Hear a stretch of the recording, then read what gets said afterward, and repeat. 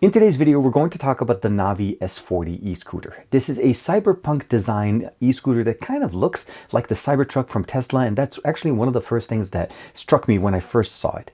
We have a dual suspension system, we have dual brake system, we have signal lights, we have brake lights, we also have cruise control, which is something that a lot of us want in scooters when we're riding them for an extended amount of time. We don't want to keep pushing our finger on the throttle. But let's not waste any time. Let's go ahead and check out all the new features and the cool features about the NAVEE S40 e-scooter.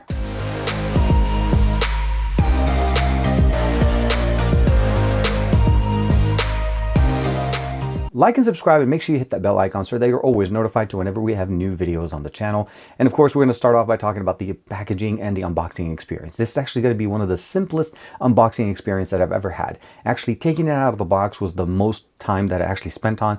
Installing the actual 4 screws that are required in there are pretty much a simple thing. Once you have that done, the scooter for the most part is ready to go. You probably should charge it up if you don't have a full charge on it. Mine came with about a half or 50% charge on that, so I did plug it in. But other than that, you could just download the application and then customize the experience there so that you know exactly how to actually set up the lock. There's an actual e-lock that's built into this. There's also the ability of setting up the cruise control, which is not on by default. Without the app, you're able to change the cruising speed, meaning the different configurations that we have in there, by double pressing the power button once you turn it on.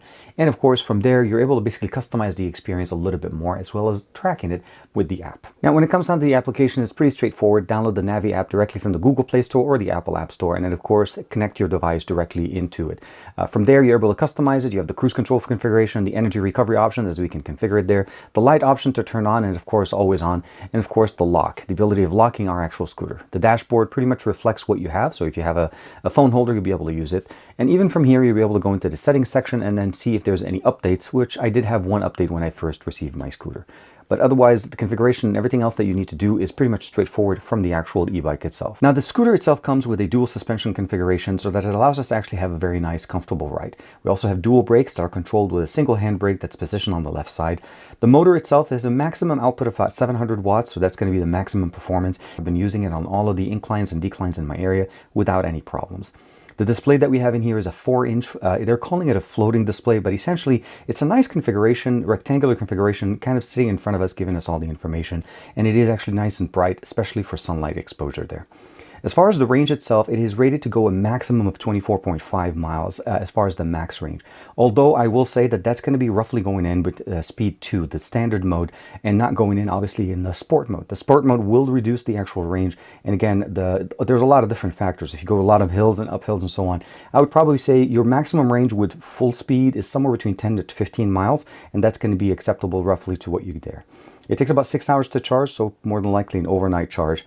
And one of the things that attributes to the comfort that we have here, on top of the dual suspension, is the 10-inch tubeless tires that we have in here, so that we don't have to worry about any flat tires or nails or anything like that. You're just going to basically not have to worry about anything. There's nothing that's going to basically punch a hole in these tires, and you're going to be very happy with that.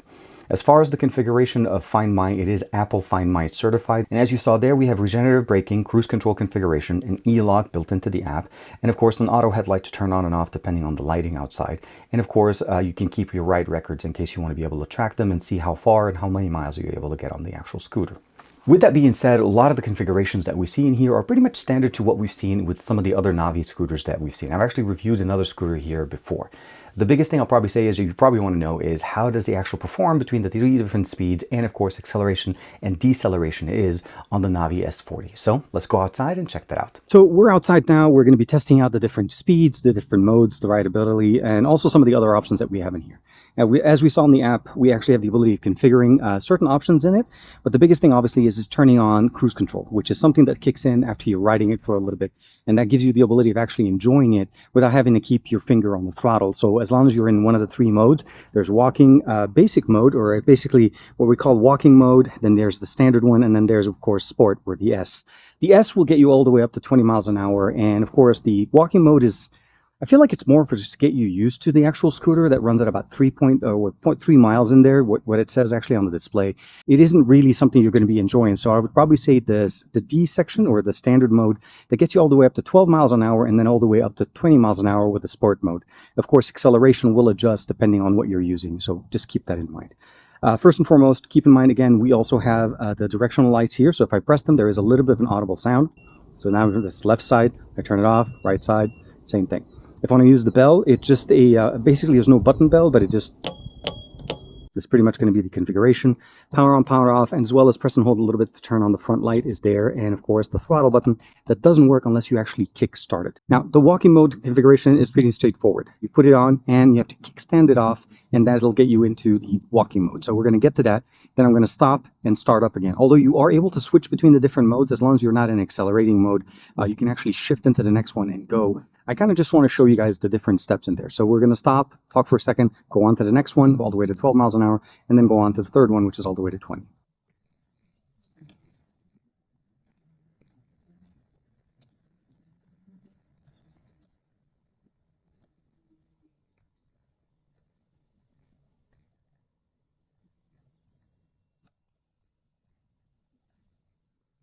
So if there was a way to kind of describe this, this is, well, this should be pretty much as if you're walking.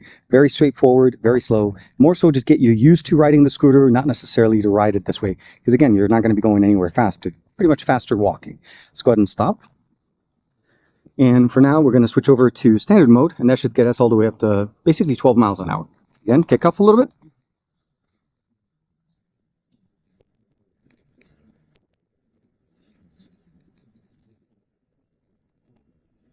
And that beep that you guys heard right now, hopefully you can hear my voice, is basically cruise control.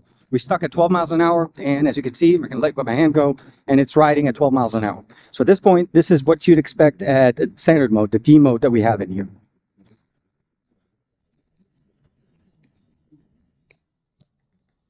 Now I'm going to shift it over to sport mode. We're going to let it get to 20 miles an hour and of course kick into cruise control before we could do the full stop. As you saw there, the stopping was actually pretty decent on both of them. We weren't really going that fast. The acceleration is a little bit stronger here, as you can imagine, sport mode.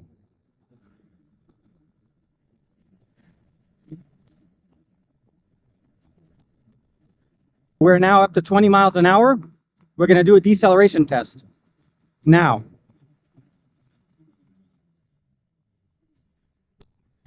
Now, as we saw there, the configuration that we have in here with the walking speed, I feel like, again, this is more of an introduction. If you're getting this scooter for somebody that's never ridden a scooter, the first thing they're going to be worried about is going too fast. You put it in that walking mode, and at basically 3 to 4 miles of speed, you're basically giving them the ability of getting comfortable. It's fast enough for it to ride on the two wheels, and they'll get used to the balance, and then from there, you can go for the standard mode, or you can go to sport. Sport is going to have the most amount of pull, so that's where full power is coming up there.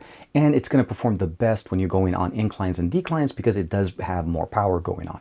The standard mode is pretty much more of a casual. If let's say you're going in a neighborhood, there's a lot of places where you need to stop quickly. I think that one with the 10 to 12 mile range, speed that we're getting there will give you the best experience. But the other one will be able to get you all the way up to 20. And once it reaches 20 miles an hour, the maximum speed for the mode that you're in, you're going to hear that beep. That beep is essentially the cruise control if you turn that on in the app.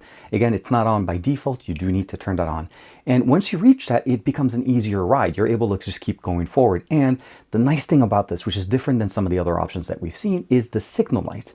And there's also a phonetic or an audio cue whenever you're using a signal light. So if you're turning it on, if you're not having obviously earbuds in your ears like I usually have, you'll be able to hear it, and then it actually does flicker on the right side and left side so that people can see what's going on and what your intentions are going to be.